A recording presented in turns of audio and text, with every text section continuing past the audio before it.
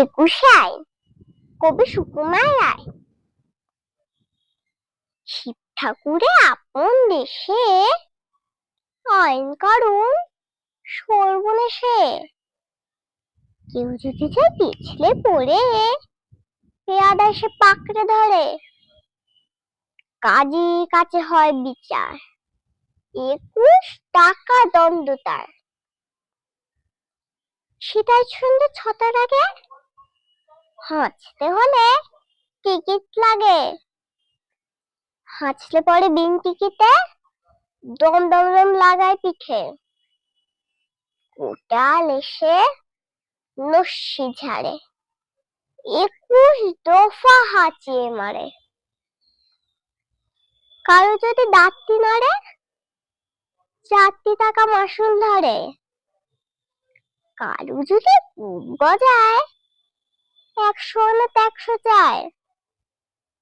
খুঁচিয়ে পিঠে বুঝিয়ে ঘাড়, সেলাম ঠোকায় 21 বার। চলতে গিয়ে কেউ যদি চায়, এদিক ওদিক ডাইন বাই। রাজার কাছে খবর ছোটে, পল্টনেরা লাফিয়ে ওঠে। দুপুর রোদে ঘামিয়ে তাই 21 হাতা জল গেলায়। যেসব লোকে পদ্য লেখে, তাদের ধরে খাঁচায় রেখে কানের কাছে নানান সুরে নামতে শোনায় এক সুরে। সামনে রেখে মুদি খাতা, হিসেব কষায় 21 পাতা। হঠাৎ সেটাই রাত দুপুরে নাক ডাকালে ঘুমে ঘোরে।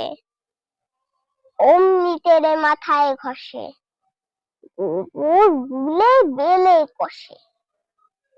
21 পাক ঘুরে তাকে 21 ঘন্টা ঝুলিয়ে রাখে।